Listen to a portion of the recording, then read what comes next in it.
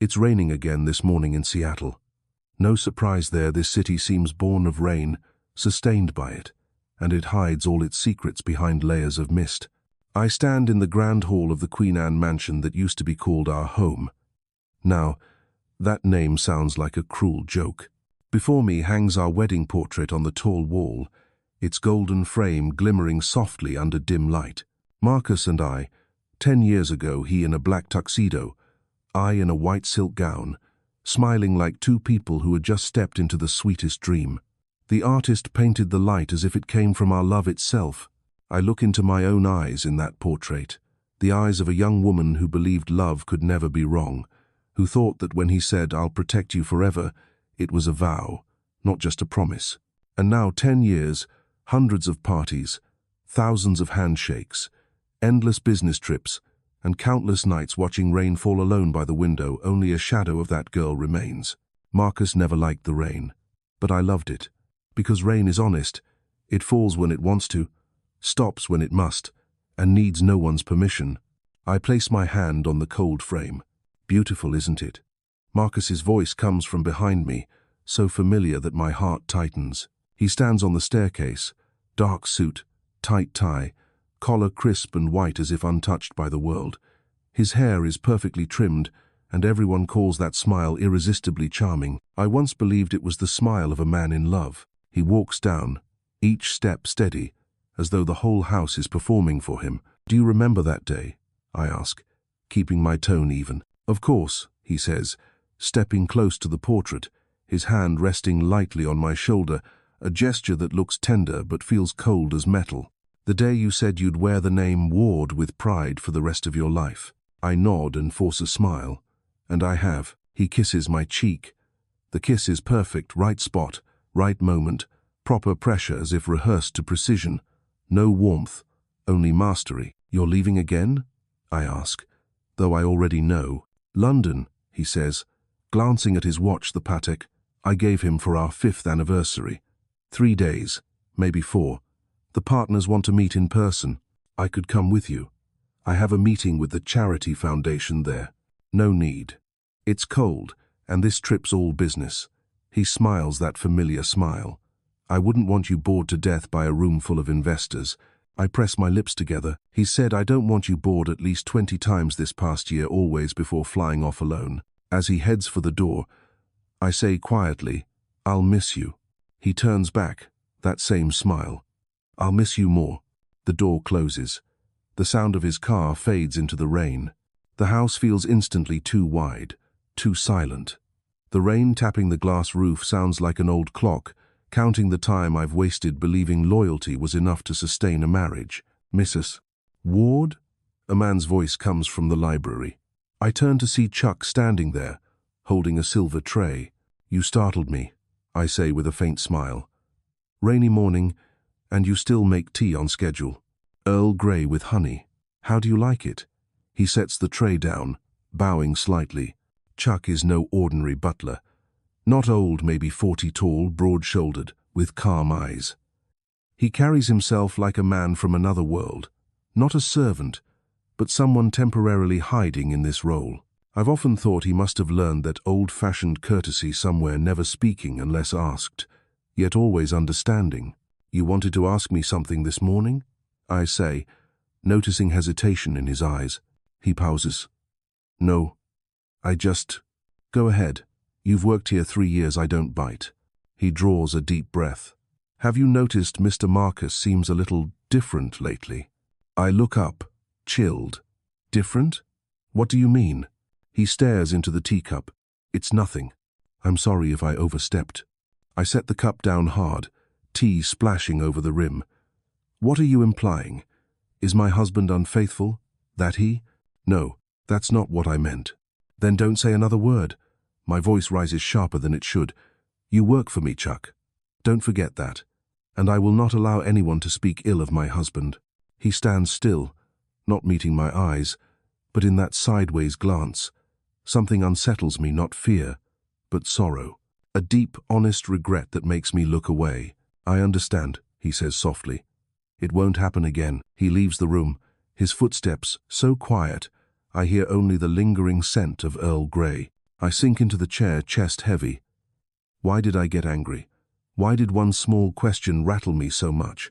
I lift the cup again, sweet honey on my tongue, but cold.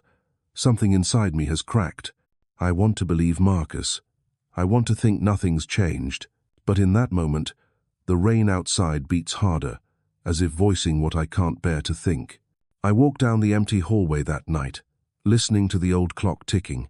The wedding portrait still hangs there, looking down at me. The woman in the painting smiles, but I, the living woman, no longer know who I am. I don't know how long I slept. When I woke, the room was tinted grey-blue with dawn. Marcus hadn't called. No messages. We used to text every morning, simple things like, "Good morning, my love." Now, silence has become routine. I walk downstairs, past the long hallway lined with travel photos, Venice, Santorini, Paris, places we once smiled together. Looking closely, all those smiles are the same, perfect, poised, lifeless. In the living room, Chuck has finished tidying. Everything is so orderly that it feels cold. "Mr. Marcus hasn't called," he asks. "Not yet. Would you like me to check his schedule?" "No need. He's busy."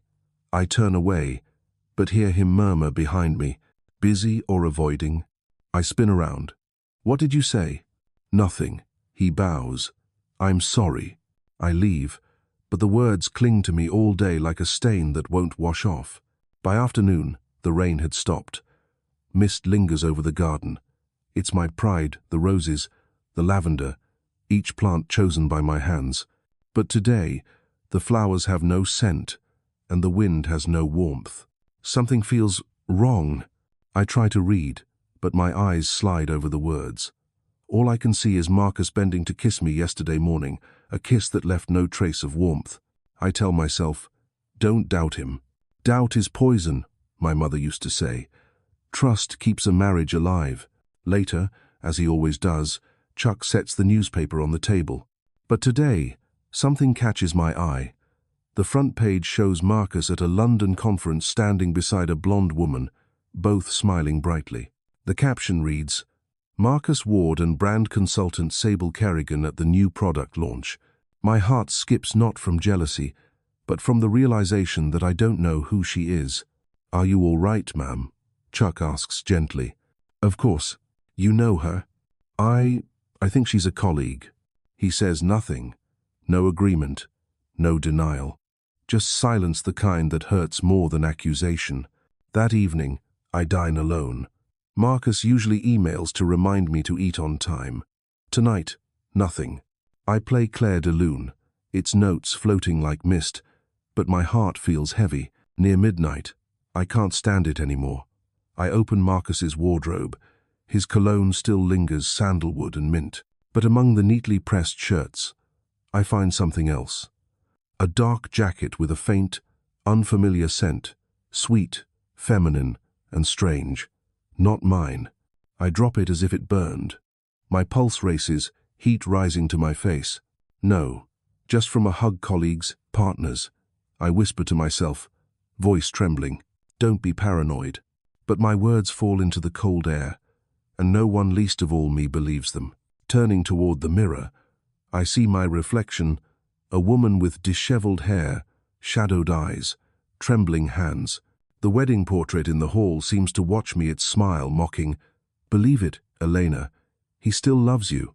I turn off the light, crawl into bed, and pull the blanket over my head. Outside, the rain starts again, heavier this time, like a refrain foretelling something about to break. I force my eyes shut, whispering, "Tomorrow will be different. Marcus will call. Everything will go back to normal."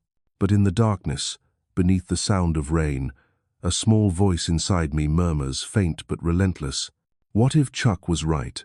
And as always, I drift into that half-sleep, half-dream world, where I see myself again in that portrait, the smiling bride beside the perfect man, unaware he has already begun to fade away. People often say every man lives two lives. The first when he lives for others. The second is when he realizes he only has one to live for himself.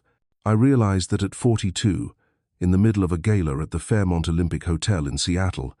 That night, I met Elena Ward for the first time, but before that night, I had been Charles Remington, founder of Remtech Software, once called the reclusive genius of Silicon Valley by Forbes. I had money, power, mansions, luxury cars, and a divorce so spectacular the media feasted on it for months. They said I'd lost my way after his wife left with a rival. They weren't wrong. I did lose my way not because I lost her, but because I realized I no longer believed in my own life. I sold the company and vanished from California. I came to Seattle, the city of rain, where you don't need to smile to be accepted. Here, everyone looks like they're running from something. I fit right in. That gala night, I went only because a charity for educational technology invited me. I wore an old suit, sat among the glittering crowd, and wondered what I was doing there. Then she stepped up to the podium, Elena Ward, head of the Seattle Children's Uplift Foundation, wife of real estate tycoon Marcus Ward.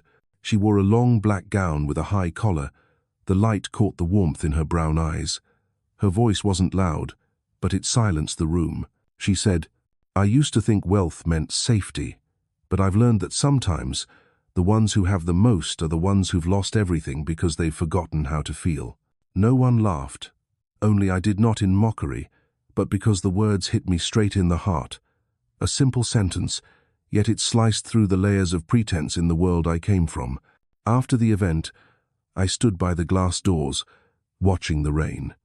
She passed by without noticing me, but I still remember the image, the woman holding a stack of papers, looking up at the sky, rain in her hair, smiling faintly to herself as if the rain were comforting her. I didn't know why I followed her that night. Maybe curiosity. There may be a need to understand the kind of woman who could make an entire room fall silent with one honest sentence. A month later, I sent in a job application not to a tech company, but to the Ward estate for the position of estate manager. Of course, I used another name, Chuck Reed. I cut my hair, ditched the glasses, grew a beard, and dressed. When Marcus interviewed me, he barely glanced at the forged resume before nodding. "You look like someone who knows how to keep secrets." Good. My wife needs someone trustworthy. And that was how I stepped into the house by Lake Union and began the most outstanding performance of my life, becoming the invisible man. My duties were simple: manage the house, oversee the staff, and keep everything running smoothly. But I soon realized, this house didn't need care. It was built to impress, not to live in. Everything gleamed. Everything was cold, like a museum. Elena's was the only soul left in it, and that soul was fading. Each morning, she sat in the reading room, pale light spilling in, her tea growing cold in her hands. Marcus was always on business trips. Every time he left, I noticed the same things: locked folders on his desk, secretive calls, expense records that didn't match. I had promised myself never to interfere in anyone's life again, but something about her made that impossible. Maybe it was the memory of her eyes that night at the gala. Perhaps it was because I recognized her loneliness, the same kind that had once swallowed me whole. So I began to watch, not like a spy, but like a man afraid of an accident he knows is coming. And the accident did come. She didn't know it yet. Once, while Marcus was away in Chicago, a parcel arrived at the house addressed to him. The sender was a woman. Inside was a single shirt button and a handwritten note. "You left this at the hotel. S." I kept it. I didn't give it to her. The next day, I overheard Marcus on the phone in his study, voice low and soft, laughing. "I miss you, Sable." When he hung up, I knew Elena Ward's world would never be the same again. I stood in the hallway, listening to the rain against the windows, and made a promise to myself: if she falls, I'll be the one who catches her. I didn't love her, not yet. But there are people you want to protect even if they never see you. And then, one morning, she looked at me with cold eyes and said, "You are not to insult my husband." I nodded and walked away in silence. But I knew it was only before the truth found her. Seattle's winter came late that year, colder than usual. The rain turned to mist, the mist to ice, coating the roofs and the lake. Every time I looked outside, the house seemed to drift deeper into shadow, and she, the only light within it, was dimming. We didn't speak for weeks after she dismissed me from the room. Still, I did everything as before, brewed her tea, checked the security systems, drove when needed. Quietly, I watched. She smiled less. Her eyes grew hollow. She stayed up late, alone. Marcus came home less often, leaving only traces.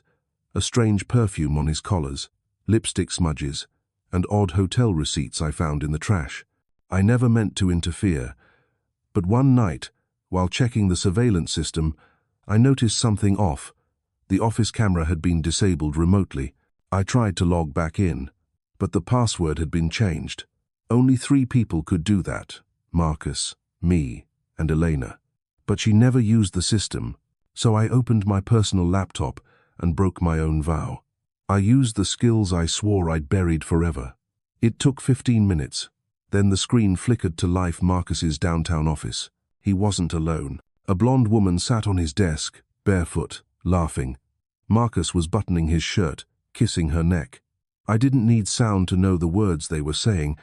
I shut the screen. My chest felt heavy, not with jealousy but pity. Elena wouldn't survive the sight. The next morning, I found her arranging roses in the faint sunlight.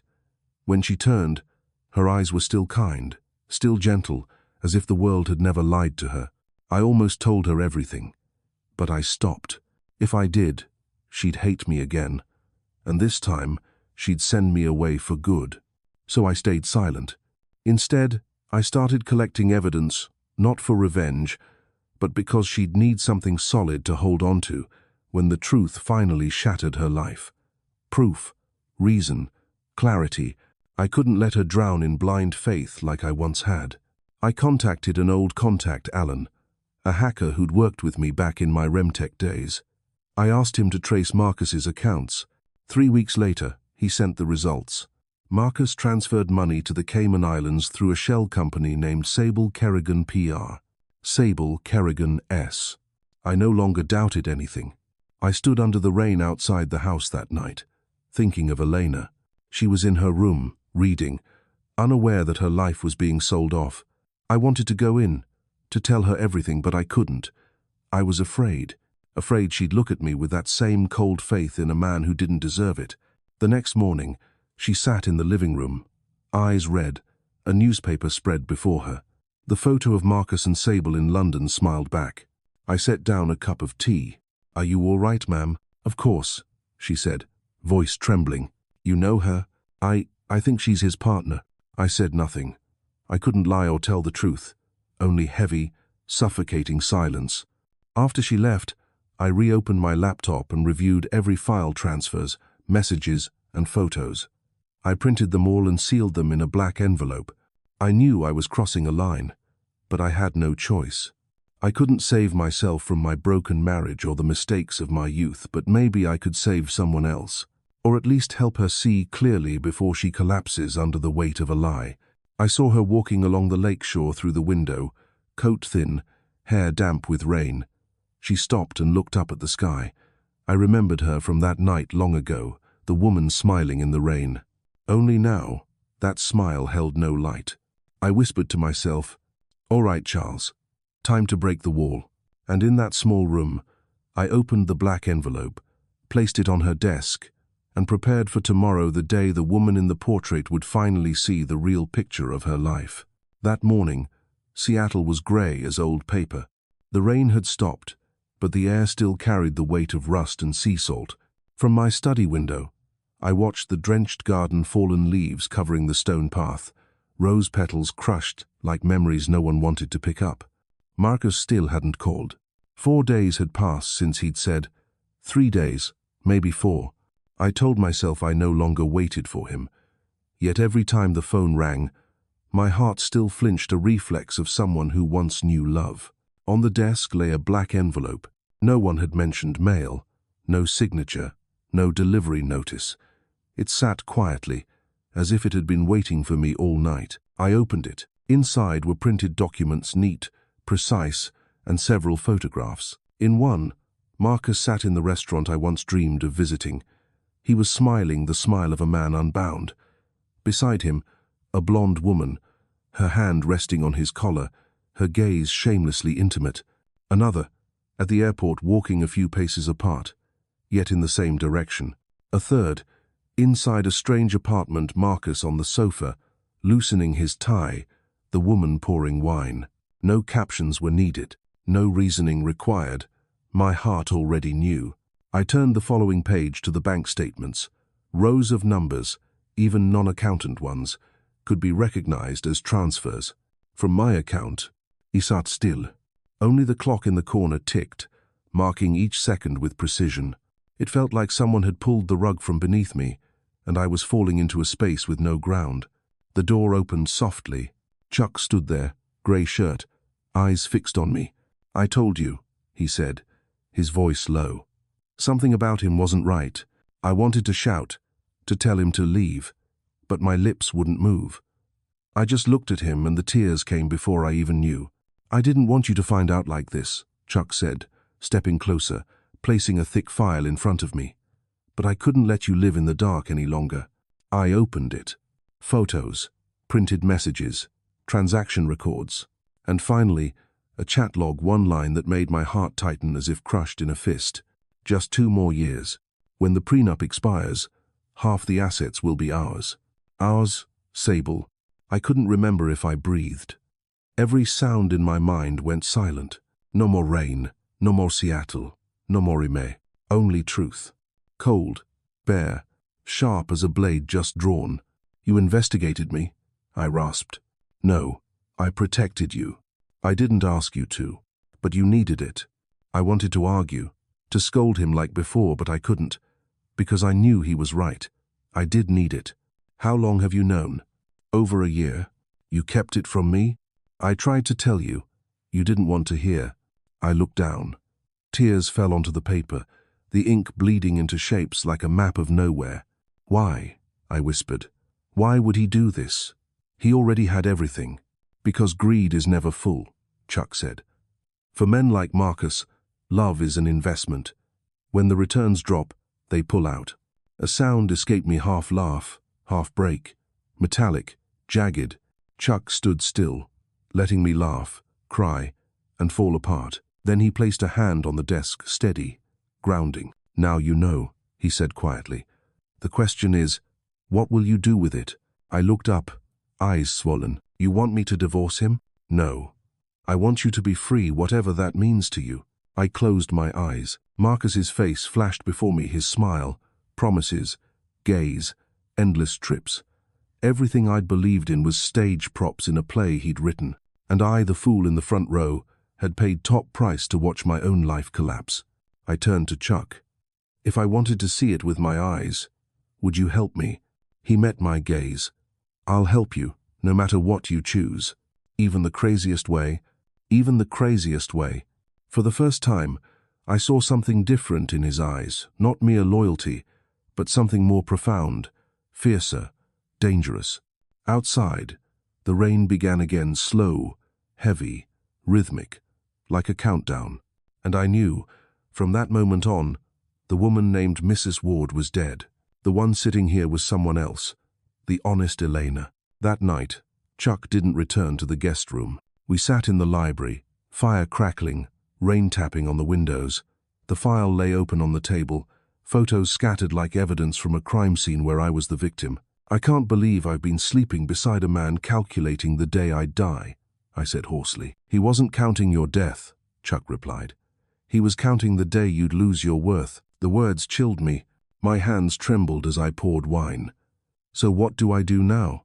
Divorce? Court? Go public?" "He has lawyers, media, power. If you fight him head-on, he'll twist the story. You'll be the unstable wife, the jealous one who lost control. You'll lose." "I'm not afraid to lose." "No," he said softly.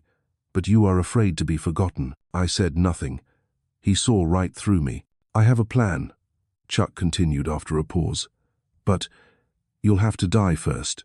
I turned to him sharply. "What did you say?" "Fake your death. Make him believe he's won. Let him drop the mask. Then we gather proof. And when you return alive, in front of him, in front of the world, no one will ever doubt who the betrayer was." I laughed. "You're insane." "Maybe. But madness is sometimes the only way to survive." I studied him in the firelight, half his face bright, half-shadowed. Why are you helping me? What do you get from this? You once said, in your Fairmont speech, that there are two kinds of rich people, those who build walls and bridges. I've spent my life building walls. He paused, voice low. Now, I just want to help someone rebuild her bridge. I said nothing. Images flooded my mind. A staged funeral, false tears, a husband feigning grief, and me, the one truly dead inside, yet still breathing. I need time, I murmured. You have one night. One night? He'll be back in the morning. If we start, it must be now. I walked to the window. Outside, Lake Union gleamed black as glass, city lights stretching across its surface like thin veins. All right, I said quietly. If that's the only way to see Marcus Ward's true face, then I'll die. Chuck nodded, eyes never leaving mine. Then tomorrow morning, he said, you will no longer be Elena Ward. You'll be someone else, the one who sees everything. We shook hands, the first handshake between two people who had lost everything. His hand was warm and steady, and I felt less alone then. What do you need to prepare? I asked. A trustworthy doctor, someone to handle the papers, and a place for you to die. I'll take care of it. You have to trust me. Trust? I smiled faintly. I just finished learning what that word costs, Chuck. Then trust one last time in the man who's never lied to you. I looked deep into his eyes. In them, I saw what Marcus never had: truth.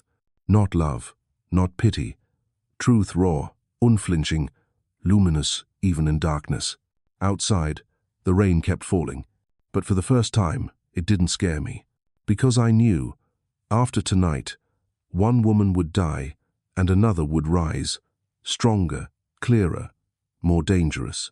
I turned away, my voice calm, almost serene. Get ready, Chuck. Tomorrow, I disappear. He nodded. And when you return, he said, the world won't recognize you anymore. They say nothing makes a person more alive than standing face to face with death. As for me, that night, I learned how to die while my heart was still beating. Seattle was drowning in a blade-cold rain. Chuck drove us away from the mansion by Lake Union. No one knew where we were going. No goodbyes, no suitcase, just a small bag with the bare essentials. Passport, some cash, and the wedding ring I hadn't yet removed. The road curled along the mountainside, lined with pine trees heavy with moisture. Headlights bent and scattered through the rain. I sat in the back seat, watching my blurred reflection on the window, the shadow of someone about to disappear. Where's the house? I asked, my voice hoarse. Up in the Cascades, near Lake Wenatchee, Chuck replied. Only Dr. Emmett, me, and one of his old contacts will handle the paperwork. No one else knows. I nodded faintly. That night, the road was eerily empty. The rain and wipers merged into a rhythm steady as a heartbeat. I tried to close my eyes, but Marcus's image kept returning: his smile, his promises, the parties, the whisper he once breathed against my ear. If you ever leave me, I'll die. Now it would be the other way around. I would die, and he would live at least until the truth killed him. Around 2 a.m., the car stopped before a small wooden cabin tucked deep in the forest. A dim porch light glowed through the rain, tapping the tin roof. Welcome to your final resting place, Chuck said quietly. The words were half a joke, half an omen. Inside, the cabin was modest but clean. A fireplace crackled, the scent of pine mingling with smoke. Dr. Emmett Thorne was waiting, a tall, thin man with silver hair and the tired eyes of someone who had seen too many real deaths. Mrs. Ward, he greeted, shaking my hand. I hear you'd like to rest in peace. I just want to see the world once it's forgotten me, I replied. Chuck added, he used to work for the city hospital. He's retired now, but still licensed enough to issue a temporary death certificate if an accident happens somewhere remote. I looked at them both, silent. No one said another word. We planned everything precise, cold, like preparing for the perfect heist. Date, 3 days later, Monday morning. Cause of death, sudden cardiac arrest in sleep. Location, this cabin. Witness, Charles Reed, the loyal house manager Mrs. Ward trusted until the end. Dr. Emmett would confirm the death, sign the papers, and file the report with Chelan County. The funeral would be private. Nobody shown. Listening to it step by step felt like hearing a script for someone else's death. But that someone was me. Chuck pulled a small vial from his pocket. "You'll drink this the night before. A mix of an anesthetic and a mild sedative. It slows your heartbeat almost to zero for several hours, enough to fool the monitor." I took the vial, tiny, like a toy. "And if you get the dose wrong, then you'll actually die," he said, calm and blunt. I laughed. Fitting. A real death inside a fake one. Dr. Emmett cleared his throat. "I've worked with people who take risks, but few are brave enough to stage their own funeral." "I'm not brave," I said. "Just tired." That night, we sat by the fire. Chuck poured whiskey, silent for a while before asking, "Are you afraid?" "I don't know. Maybe I'm most afraid everything will be the same when I wake up." "It won't be," he said softly. "You'll be different." I watched the firelight flicker in his eyes. "Do you believe people can come back from the dead?" He smiled faintly. "If I didn't, I wouldn't be here." Outside, the wind howled against the roof. The rain thickened, blending with my heartbeat. I thought of Lydia, my sister, the only one who would truly grieve. I hadn't told her. I couldn't. "Do you want to leave anything behind?" Chuck asked. "I'll leave myself," I said. I stepped onto the porch, the rain slashing my skin with icy fingers, but I felt light. Tomorrow, I will die. Yet that night, I felt alive for the first time in years. The fatal morning came sooner than I expected. The rain still fell steady as a clock measuring time itself. I woke in the small wooden room, pale blue light seeping through the window. Chuck had laid everything out: documents, monitors, a stethoscope, and a white silk blanket. Dr. Emmett arrived early, serious-faced, carrying his medical bag. "We'll begin whenever you're ready," he said. I sat on the bed, the small vial resting in my palm. "How long will I sleep?" "About 6 hours. You'll wake with a headache, but don't leave this place. Chuck and I will handle the rest." "And Marcus?" Chuck answered. "He'll get the news this afternoon. I'll call him," sounding like a loyal man in shock. I nodded, looking up at the wooden ceiling, oddly calm. "You know, Chuck," I said, "when I die, I want people to remember me as someone happy. And when you come back, I'll make them afraid." I uncapped the vial and drank. It was bitter, cold. My throat burned. My vision blurred. The rain faded. The light dimmed. And then everything dissolved into white. When I opened my eyes, it was night. The cabin was silent. I heard my own heartbeat slow, faint, but steady. Chuck sat beside me, dark circles under his eyes, his hand still on the monitor. "Welcome back," he whispered. "You've been dead for 3 hours." I looked around. The room was spotless, every trace cleaned away. On the table lay the death certificate, the ink dry. Name: Elena Ward. Cause of death: sudden heart failure. I touched the paper, cold, like touching my own skin. Do they believe it? They do. Emmett sent the report to the county office. I called Marcus. He didn't cry. My chest tightened. "What did he say?" Chuck's eyes darkened. He said, "Thank you, Chuck. I knew she was tired. Maybe this is for the best." I was silent. Then a laugh broke from me, thin, brittle, warped by tears. "You see? I told you. When love dies, they always say, it's for the best." Chuck said nothing. He handed me a small earpiece. "Want to hear more?" I recorded the call. I put it on. Marcus's voice filled my ear, clear, alive, triumphant. "Sable, she's gone. Really gone. Can you believe it? She's dead and left me an empire. Tonight, we'll open champagne." I removed the earpiece and set it down. No crying, no anger, just emptiness. "You all right?" Chuck asked. "I'm fine," I said quietly. "I just didn't think I'd love the wrong man for this long." Outside, the distant wail of an ambulance faded into the rain, probably the one coming to collect my body.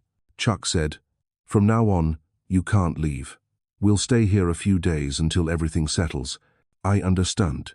That night, I stood before the mirror, staring at the pale woman staring back. I slipped off my ring and placed it on the table. "Elena Ward is dead," I whispered. "Only the one seeking the truth remains." I turned to Chuck. He was writing notes, his face firm, but his eyes carrying quiet sorrow. "Do you ever regret helping me?" I asked. "No," he said, "because if I hadn't, I'd still be living in silence, and that's worse than death." I walked to the window. Night covered the forest. Wind howled through the trees. Marcus Ward was probably popping champagne somewhere in the city with his lover, believing he had won. But he didn't know his betrayed wife's ghost was listening, counting every word, every laugh, and preparing for her most luminous return. Death, I realized, wasn't the end. For me, it was only the first page of another chapter. The chapter is about the woman who came back from her own funeral. 3 days after my burial, Seattle had sunshine. A rare thing in January, and I remember thinking, even the weather had taken his side. I sat inside the cabin in the Cascades, still not having stepped outside since the night I drank the liquid that slowed my heart to near death. No ring, no title, nothing left but breath. Only Chuck, I, and the tablet were connected to the secret surveillance system he'd installed months ago in Marcus Ward's downtown apartment. "He's home," Chuck said, eyes on the screen, "and he has company." "Her?" "Her." I nodded, gripping my teacup so tightly it burned my palms. The screen is split into 4 feeds: living room, kitchen, hallway, balcony, all lit.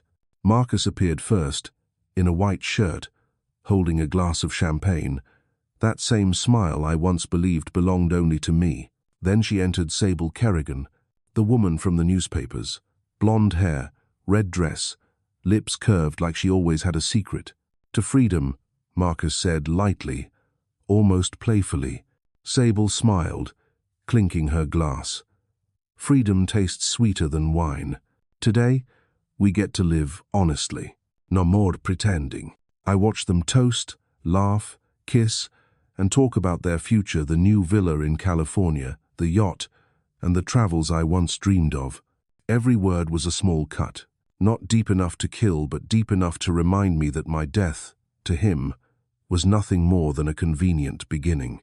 Chuck kept recording, his gaze steady. "I'll save everything," he said. "Video, audio, timestamps, coordinates, no gaps." "He looks happy," I murmured. People are happiest when they think they've escaped their guilt. On screen, Marcus turned on music, a smooth jazz tune. I recognized it instantly. "Fly Me to the Moon," the same song he'd played on my birthday. I let out a soft laugh. "See, Chuck, he can't even find a new song to celebrate his wife's funeral." He looked at me and said quietly, "I think you're getting stronger." "No, I'm just turning to stone." Marcus poured champagne onto the floor, laughing. "To the one who's gone." Sable raised her glass, smiling. "And to the one who's here." They drank, golden bubbles spilling over the edge. I whispered, barely audible, "Drink up, Marcus. I'm still here watching, hearing, and remembering every lie you ever told." The night stretched on. They lay on the sofa, talking about rebuilding their lives. Marcus bragged that he'd already arranged things with his lawyer, that Elena's death was orchestrated perfectly. That smile, so sure, so smug, made my stomach twist. I turned to Chuck. "Have you ever hated someone enough to want them to see you alive again?" He was quiet for a long time before answering. "Yes, but that someone was myself." I looked at him, startled. He gave a faint, tired smile. "I used to be another man, Elena. The kind who chased money and ignored the one person who loved him. She died in a car crash while I was in a board meeting. After that, I didn't know how to live, so I disappeared. And now you're helping me disappear. Maybe it's my way of making peace." We fell silent. On the screen, Marcus and Sable danced, kissed, and laughed. My hands trembled not from jealousy, but from pain. A deep, bone-quiet ache where tears no longer lived. "Chuck." "Yes?" "Do you believe anyone can love someone so deeply they don't need to be thanked?" "I think so," he said. "But it's rare, and when you find it, you hold on." I turned to him. He didn't meet my eyes. Between us, the lamp flickered, casting soft amber light like fog across the room. On the screen, Marcus said the line that made me laugh again, bitterly this time. "She's dead, and it's the best thing that's ever happened to me." Chuck froze, then turned to me. "Record it all," I said slowly. Don't miss a single word. By morning, the rain had returned to Seattle. The footage from last night was safely stored on a drive small enough to fit in my palm. I made coffee, handed Chuck a mug, and sat beside him. He's moving to sell his company shares, Chuck said, eyes on the data feed. Looks like he's trying to cash out before the marital assets go public. In other words, he's erasing me. Exactly. I smiled faintly.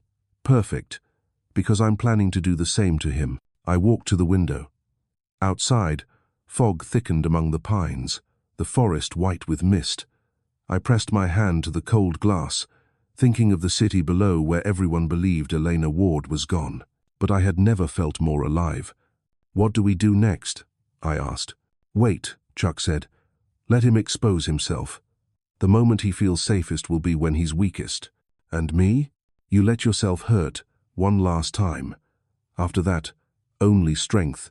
I sat back, pulling a small slip of paper from my pocket, the note Marcus had written for me on our 10th anniversary. Nothing can part us, not even death. I stared at it, then set it alight.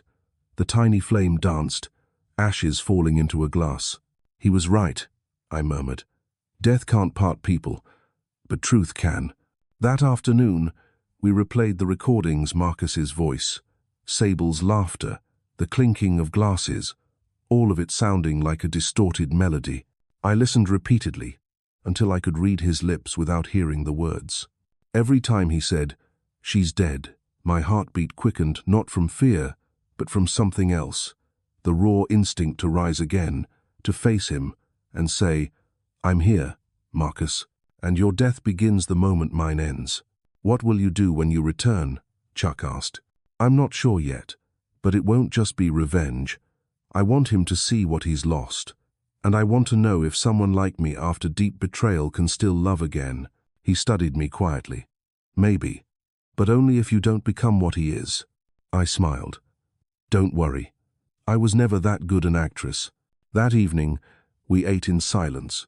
The fire burned low, casting sharp golden shadow across Chuck's face. "Tomorrow," he said, "is the official funeral. Press, friends, family. Do you want to watch?" "I should," I answered. "I need to see who cries for real and who doesn't." He nodded. Before turning off the light, he asked softly, "Do you regret any of this, Elena?" I met his gaze. "Not yet, but maybe. When it's all over, I'll regret not loving myself enough." That night, I didn't sleep. I sat by the window, watching the faint moon shimmer on the lake. I was no longer the woman who feared loneliness. I had died, and what remained was a spirit waiting to live again. I remembered something Marcus once said during a TV interview. When someone leaves, all that remains is the image they left behind. You're wrong, Marcus. What remains isn't the image, it's the memory of those you hurt. And those memories, they're what will kill you, slowly, word by word, breath by breath, as you think you're safe. I whispered into the dark, "Sleep well, Marcus. Sleep in your world without me. Because tomorrow, when you stand to give your eulogy, I'll be there watching, listening, and beginning to write your final chapter through the eyes of the woman who came back." Outside, the rain began again, but this time, it didn't sound sad. It sounded like wings, a phoenix stirring, ready to rise from the ashes. That morning, the Seattle sky was the color of ash. Rain fell in thin, endless strands, stretching from the horizon down to the lake. I sat in the car, the windows fogged, watching through the veil of drizzle as the line of people in black moved slowly toward the city's funeral hall. My name was on the blackboard outside, in loving memory of Elena Ward, 1984, 2025, and beneath it, a line Marcus had written himself, "Beloved wife, friend, and the one I will always love." I laughed softly, just enough to make Chuck glance over from the driver's seat. "You don't have to look if you don't want to," he said. "No, I need to. Otherwise, I might forget how I died." They carried in my portrait, a photo taken at last year's charity gala, me smiling, eyes bright, champagne in hand. I remembered that night. Marcus had leaned over and whispered, "You're proof that happiness exists." Now that same picture proved the opposite. More people came than I expected. Friends, journalists, former colleagues. My sister Lydia wore a black coat and held my portrait tightly, as if afraid she might drop it. Her eyes were swollen, her lips trembling. I pressed my fingers against the fogged glass. "I'm sorry, Lydia," I whispered. "You're the only one who doesn't deserve this." Then I saw him, Marcus, stepping out of a silver-grey car, in a long coat and black tie, his face arranged with just enough sorrow to be called grief. Camera flashes flickered like lightning. He bowed his head and murmured to someone nearby. I thought he glanced toward our car for a moment, but no. He was scanning the crowd, expressing his sadness for the world. At his side stood Sable dressed in black, oversized sunglasses, shoulders trembling. I nearly laughed out loud when I saw him reach behind a bouquet of white lilies to squeeze her hand. "You see that, Chuck?" I said dryly. "Even at my funeral, he needs an audience. Men like Marcus don't know how to live unless they're performing," Chuck replied. Inside, the organ began to play. People sat, solemn, breathing in rhythm with the notes. Marcus stepped to the podium. I watched him on Chuck's tablet, the hidden camera capturing every frame. "Thank you all for coming," he began, his voice tight with emotion, his eyes glistening at just the right angle. "Elena was the best person I've ever known. She taught me how to love, how to trust, and how to lose." He paused, took a breath. "I just hope she knows I never forgot her." Soft sobs rippled through the hall. He bowed his head. Someone called him a devoted husband. Another whispered a man who truly loved. Tomorrow the headlines would praise his heartfelt eulogy. I knew it. I leaned back in my seat, smiling without sound. Even an actor wouldn't dare attempt such perfection, except that his stage was his wife's funeral. Lydia rose to speak next. Her voice shook. "My sister, Elena, always believed in goodness. Maybe she'd forgive, even if she'd been betrayed." I shook my head. "Not this time, Lydia." When the ceremony ended, they carried wreaths to the altar. Marcus approached my portrait, resting his hand on the frame, whispering something. Chuck zoomed in on the feed, and I read his lips. "Thank you for leaving at the right time." I exhaled, no tears left to fall. "Now I'm sure," I said quietly. "He's never loved anyone, not even himself." Chuck turned toward me. "What do you want to do now?" "I want him to see," I said, "that some people die just to watch the living reveal who they truly are." After the service, Marcus stepped outside. Reporters swarmed around him, microphones thrust forward. "Mr. Ward, our condolences. Do you plan to return to work after such a loss? Mr. Ward, would you like to share anything with the public?" He looked straight into the camera, his face sculpted in grief. "I just want time for myself," he said. "Elena was everything to me. I need to learn how to live without her." His voice trembled. His eyes glistened. The city would adore him for that line. Only I, the dead wife, knew it was the most beautiful lie he'd ever told. From the car, I watched him walk through a sea of white flowers, like an angel of loss. "Doesn't he even flinch?" I asked. "No," Chuck said, "but he will." We drove away through the rain-slicked streets, golden reflections shimmering on the pavement like countless counterfeit tears. In the rearview mirror, I saw Marcus's car turn down another road toward the secret apartment he'd once shared with Sable. "Are you sure the cameras there are still running?" "They are. If he goes back, we'll have more." I nodded, watching the bare trees slide past. I used to think death was an ending, but it's not. Death is kinder. The living are cruel. They must watch the people who betrayed them keep smiling. Chuck said nothing, his hands tightening on the wheel. After a while, he spoke softly. "You could still walk away, Elena. Leave all this. I'll finish it myself." "Why would I?"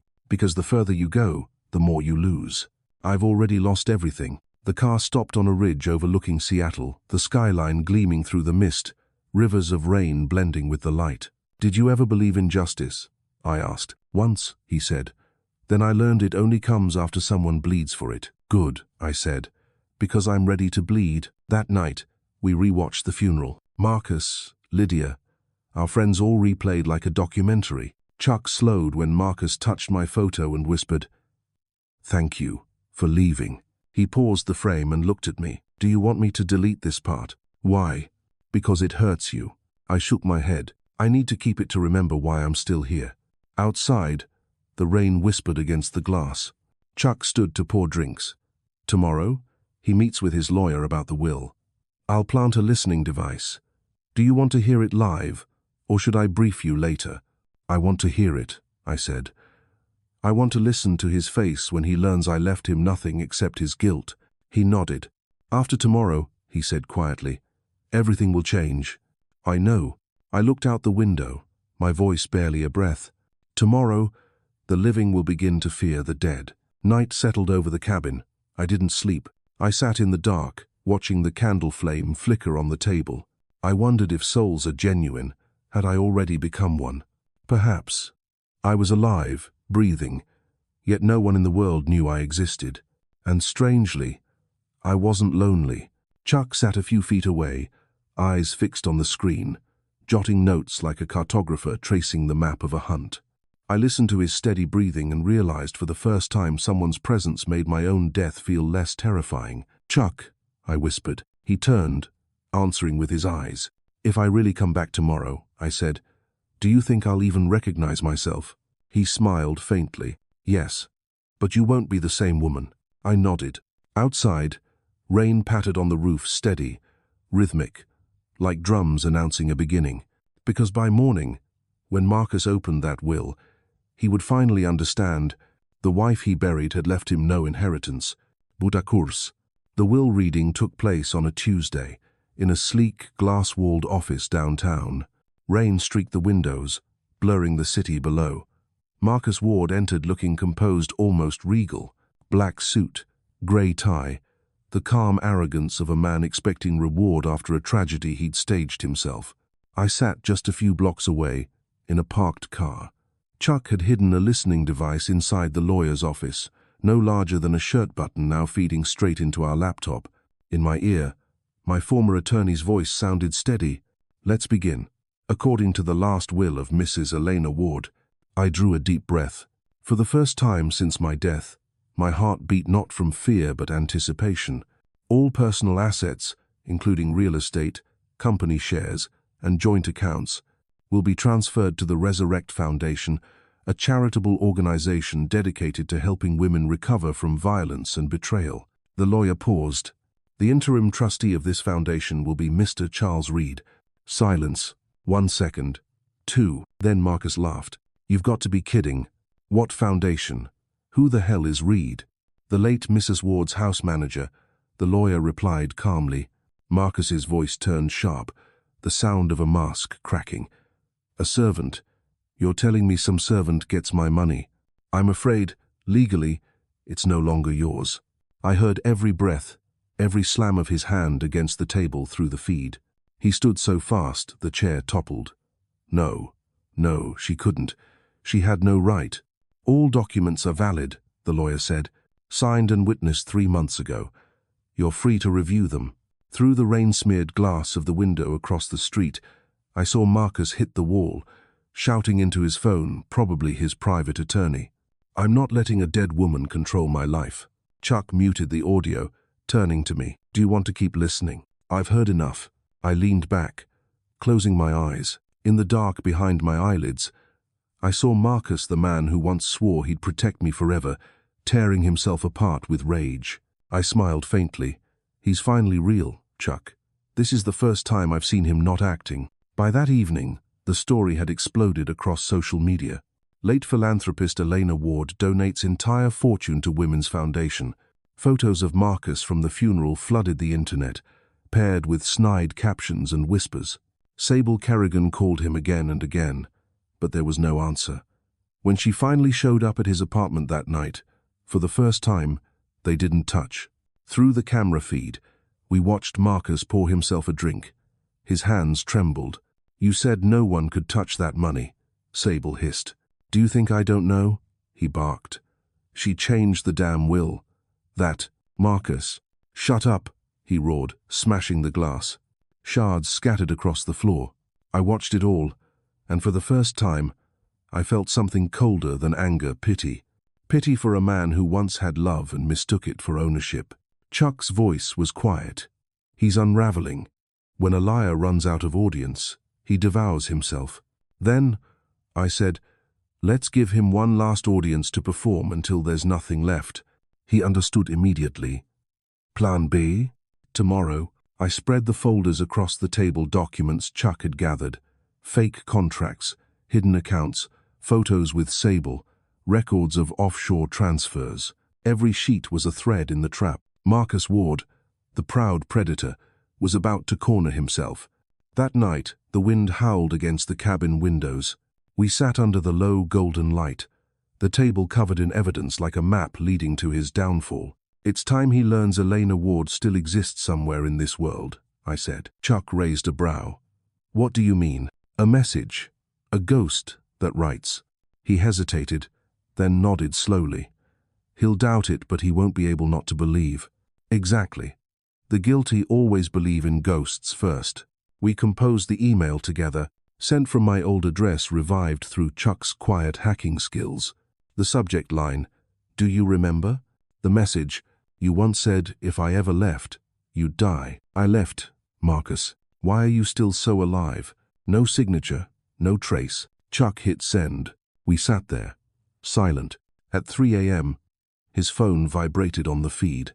He woke, opened the email. His face drained of color. Sweat rolled down his temple. He looked around the dark apartment, expecting me to step from the shadows. Then he called Sable. "Did you get any emails?" "From her?" "No." "What are you talking about?" He said nothing, just stared at the screen, pale as chalk. I smiled. He believes. The next morning, Chuck met with an old journalist friend, a man Marcus had once fired for exposing his shady real estate deals. Chuck handed him a few pages, just enough to scent blood. By afternoon, the headline hit every primary site.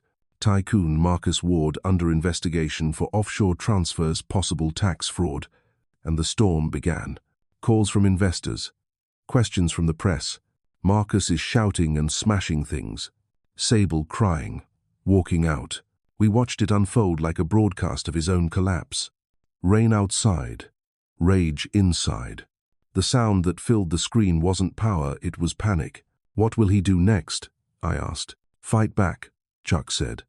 "And when he's desperate enough, he'll reach for the only thing he thinks can save him memory." "You mean me?" He nodded. "He'll go looking for you. Or what's left of you." "Good," I said, "because I'm looking for him too." By late afternoon, word reached us that Marcus had called Sable for a private meeting. Location: an exclusive lakeside restaurant. "This is it," Chuck said. "He'll either confess or destroy himself trying." We set the stage, recorders hidden in flower vases, microphones under the table.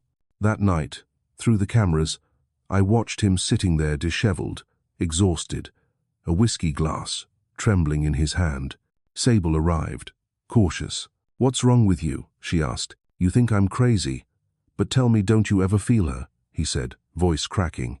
"Don't you think she's still here?" "She's dead, Marcus." "No, I can feel her. She emailed me." Chuck chuckled beside me. "He's fracturing." Marcus slammed the table so hard the glasses jumped. "If you turn on me, I'll drag you down." Sable stepped back, genuinely afraid now. He started laughing, then crying, then laughing again, the hollow, manic rhythm of a man no longer sure what's real. And for the first time, I didn't see an enemy. I saw a ghost in his own body, trapped in the story he'd written. Maybe that's why my hatred melted. All I wanted now was closure. "Enough, Marcus," I whispered to the screen.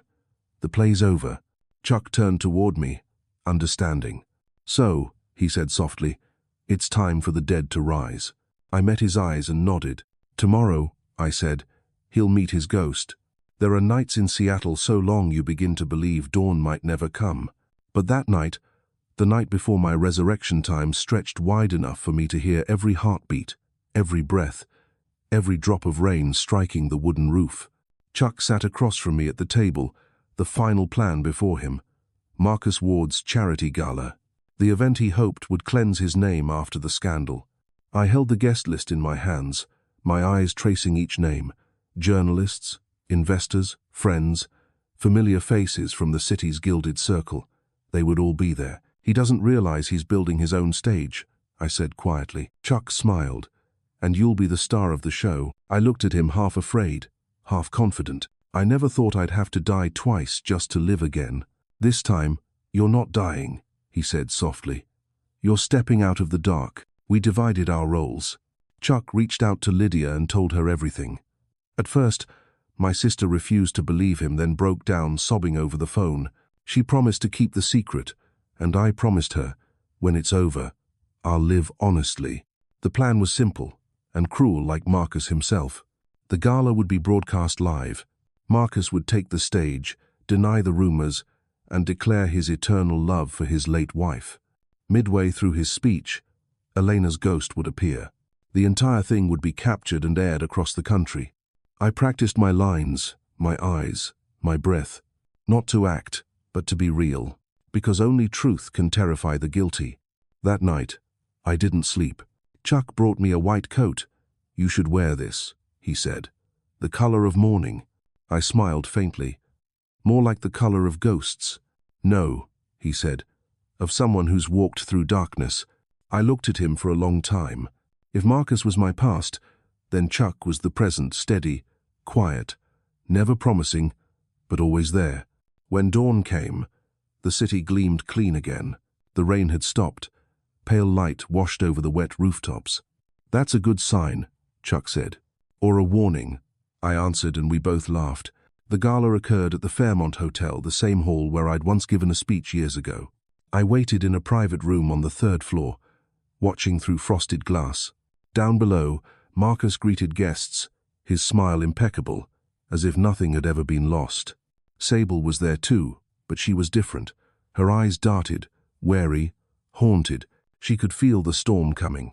"Everything's ready," Chuck said through the earpiece. "Good. Don't give him room to breathe." When the event began, Marcus stood on stage under a golden light. "Ladies and gentlemen," he began smoothly, "I know the past few weeks have been confusing, but tonight, I want to honor the legacy of Elena Ward, the greatest woman I've ever known." Applause followed. He raised his glass. "To her, to a love that never dies." I watched him on the monitor, my lips curling into a faint smile. "Never dies, Marcus? Let me show you how wrong you are." "Now," Chuck whispered. I nodded. The lights in the ballroom flickered, dimmed. A video began to play on the massive screen behind Marcus, our wedding, my laughter, then my voice, calm and unmistakable. "You once said even death couldn't part us. You were right. But truth could." Marcus froze. Murmurs rippled through the crowd. The video shifted footage of him with Sable, documents flashing. His voice captured clearly, "When she's dead, everything will be mine." Whispers swelled into gasps. Marcus turned, panic rising. "Turn it off, now." "Your cue," Chuck murmured. The side doors opened. I stepped in dressed in white, my hair loose, the light turning my skin pale as mist. Gasps echoed. Marcus's lips trembled. You're dead," he stammered. I walked closer, my voice steady, resonant. "You always said you wanted me gone. I was only granting your wish." He stumbled backward, unable to speak. "I'm not a ghost, Marcus," I said, meeting his eyes. "I'm the woman you killed with your lies." The air thickened. People whispered. Cameras rose. Flashes burst. Marcus's breath quickened. Sweat darkened his collar. "Elena," he whispered. "No, this can't be real." "I wish it weren't," I said. "But jokes, those were your specialty, not mine." Reporters surged forward. The cameras rolled.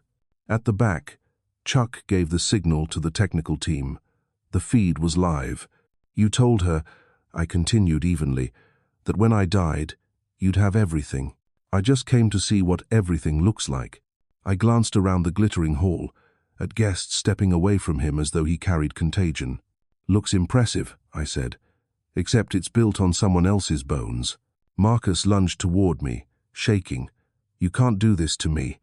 You'll ruin everything." "No, Marcus," I said softly. "I'm just returning what was never yours." Chuck appeared from the crowd, handing a folder to the journalists. "These," he said calmly, "are financial records, shell accounts, and contracts linking Mr. Marcus Ward to Miss Sable Kerrigan. Please verify them." Marcus spun on him. "Read. You betrayed me." "No," Chuck replied. "I served the truth." The room erupted. Sable stood frozen, her face drained of color. I looked at her. "I don't hate you, Sable. I just wanted you to know where I was when you laughed beside him. Tears spilled down her cheeks. I'm sorry. I shook my head. Don't apologize to me. Apologize to yourself. Marcus shouted. It's all lies. She's insane. I stepped closer until the scent of whiskey and panic filled the space between us. Insane? I said quietly. Maybe. But at least I'm lucid enough to stand here. Then I turned to the crowd, my voice clear and low. I didn't come back for revenge. I came back for the truth. Because some women are killed not by knives but by lies. The applause began softly, then grew wave after wave. Marcus froze, surrounded by the eyes of the world. You'll regret this, he yelled. I already did, Marcus, I said. Now it's your turn. Sirens wailed outside. Chuck stepped forward, his badge gleaming. Marcus Ward, you're under arrest for financial fraud, forgery, and international money laundering. Marcus tried to break free, but the crowd closed in. I stepped back, watching as cameras flashed like lightning. No triumph, no joy. Only a stillness, a balance restored. As officers led him away, he turned his head. His voice was a rasp. You win, Elena. I answered softly, No, Marcus. Truth wins. That night, the rain returned to Seattle. I sat on the hotel balcony, watching the city lights blur in the downpour. Chuck joined me, holding 2 cups of coffee. Do you feel lighter? He asked. I don't know, I said. Maybe empty. Empty is where fullness begins. I smiled faintly. Do you think people can love again after betrayal? Yes, he said, meeting my eyes. But only if they love themselves first. He fell silent. Below us, the city glowed, washed clean. The rain carried away the last dust of the past. Quietly, I spoke the only truth that mattered. I died. I came back. And I finally believe death isn't as frightening as living forever in a lie. The glass beside me caught my reflection, 2 women overlapping. One living, one long gone. I touched the cold surface and whispered, Goodbye, old Elena. Behind me, Chuck's voice was soft. Ready? I turned. Steady now. Yes, I said. Let's start writing again. 3 weeks after the night of the fateful gala, Seattle had changed its season. The rain had stopped for days. The sky was clear, and sunlight lingered softly, a rare calm, as if the city needed to rest after the storm. The King County Courthouse was packed. Reporters, cameras, and spectators crowded the entrance. They called it The Trial of the Betrayed Millionaire. It sounded like a film title, except I was the real character this time. I sat in the 3rd row, among strangers. A beige coat, my hair in a bun, dark glasses. No one recognized the woman who had returned from the dead just 3 weeks earlier. Chuck sat beside me, silent. His hand brushed mine, no words, just the assurance that everything was going as it should. Marcus entered. He looked thinner, hollow-eyed, unshaven, his suit wrinkled and ill-fitted. Gone was the polished businessman Seattle once admired. Before the court, he was only a shell, a man stripped of the illusion of power. The prosecutor read the charges aloud. Financial fraud, international money laundering, embezzlement of investment funds, and most notably, attempted theft of his late wife's assets through falsified legal documents. Each accusation landed like another cut, severing the final thread between us. Marcus stammered, his voice unsteady. I didn't know about the Cayman accounts. It was a bookkeeping error. I never meant to deceive anyone. The prosecutor raised an email bearing his electronic signature, then explained this. She's dead. We're finally free. What freedom were you referring to, Mr. Ward? The courtroom stirred.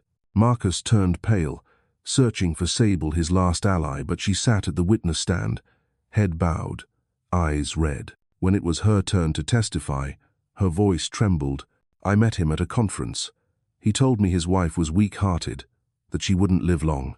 He said when she was gone, we could be together. I believed him. She paused, choking. He transferred money into my account. I thought it was a sponsorship deal. Then I found out it wasn't. Do you know where the money came from? The prosecutor asked. She nodded. From Mrs. Elena Ward's personal account. A ripple of murmurs spread across the room. Marcus slammed his hand against the table. You're lying. Sable burst into tears. "No, Marcus. You said it yourself. When she dies, we'll take it all." "I heard you." The judge banged the gavel.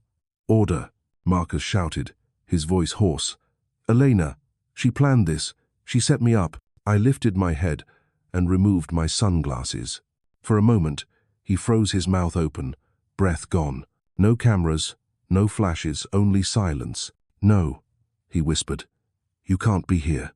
"Mr. Ward, control yourself," the judge warned. I rose and walked to the witness stand. "Your Honor," I said calmly, "my name is Elena Ward.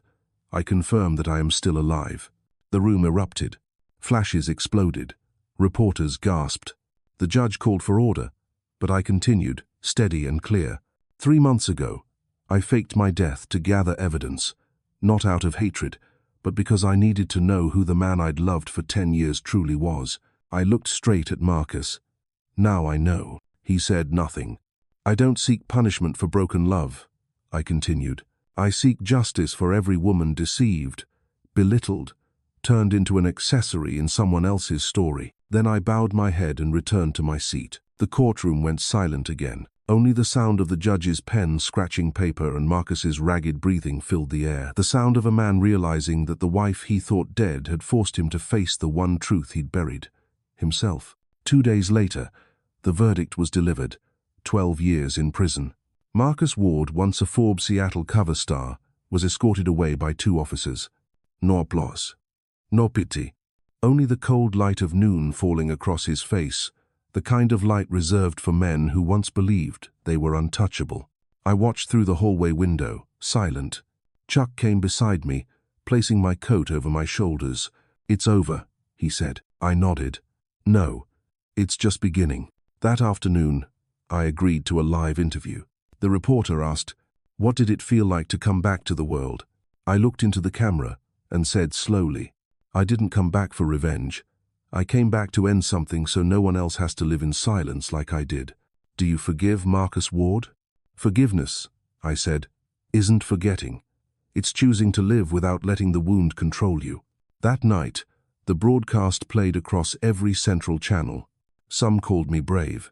Others called me cruel. I knew only this: I had told the truth. And sometimes, truth is the most compassionate act of all. A week later, I met Lydia at a cafe by the lake. She hugged me tightly, tears soaking into my shoulder. "I was afraid you'd never come back," she whispered. I smiled. I thought so too. Maybe I just slept longer than most. We sat watching the still water. Seattle was gentle again, as if it had forgotten how to rain. "What will you do now?" Lydia asked. "I'll reopen the Resurrect Foundation, but not just for charity. I want to teach women to stand again even when no one believes them." "And him?" "Chuck." I smiled faintly. "He's the only person who never needed my thanks." That evening, I visited the hospital where Dr. Emmett still worked. He was the one who'd signed my death certificate. He chuckled softly. "Not everyone gets to attend their own funeral." "I learned a lot from it," I said. "That sometimes you have to die to see who's really alive beside you." When I stepped outside, Chuck was waiting in the hallway, the yellow light warm on his shoulders. "You all right?" "I am." "Then let's go. There's work to do." "Where to?" "To start over." I smiled. When I stood in court today, I said, "I didn't feel like a winner, just a survivor." "And survivors," Chuck replied, "are the strongest of all." On my last night in Seattle, I returned to the old house by Lake Union. It was empty now still, heavy with the scent of damp wood. The wedding portrait was still hanging on the wall, the gold frame dull with age, and the light glinted off 2 faces that had once been believed in forever. I took it down. Behind it was a folded note in my own handwriting. "If one day you forget who you are, remember that you were once loved, even if only for a moment." I didn't tear it. I folded it neatly and left it on the table. No anger, no sorrow, just the calm of someone finally reaching the end of the road. Outside, Chuck waited in the car. I looked at the grey sky, the air shimmering with faint mist. "Goodbye, House of Lies," I whispered. "I'm going to build one made of truth." As the car rolled forward, I didn't look back. Seattle faded behind me, but the sound of rain followed, soft, forgiving, almost like a blessing. I closed my eyes, and in a brief, drifting dream, I saw myself walking through a field of light. No white dress, no ghost, just a woman, ordinary and alive, with a heart newly rebuilt. That morning, the city lay beneath a thick veil of mist, like an old bridal veil that time had forgotten. Seattle was quiet, still as if watching me one last time. Chuck and I packed the grey SUV with boxes of books, a few framed photos, and a handful of keepsakes. The rest I left behind. "Are we really leaving?" I asked. "Yes," he said. "This city holds too much noise from your past." He didn't look at me when he said it, only shut the trunk with the care of a man closing the last chapter of a long book. We left Seattle at 6:30. The southern road was slick with dew, the first sunlight spilling across the windshield like liquid gold. I looked in the rearview mirror. The city shrank, then disappeared behind the hills. There was no bitterness inside me, only a clean emptiness, like the bare skin beneath a ring you've worn too long. "Where are we going?" I asked. "California first. The new Resurrect Foundation office is there. After that, wherever you want." "And how long will you keep calling me ma'am?" He smiled. "Until you tell me to stop. Then stop." We both laughed, the quiet laughter that sounds like glass clinking in a calm bar, the sound of people who've survived. 12 hours later, we reached Santa Cruz, a small coastal town of white houses, palm trees, and the scent of salt from the wind. I rented a little house near the shore for our temporary office. On the wall hung a new sign, Resurrect Foundation, where women begin again. The first weeks passed in silence. Chuck typed at his laptop, while I called women who had written to us, some deceived, some abused, some simply running away from men who wanted control.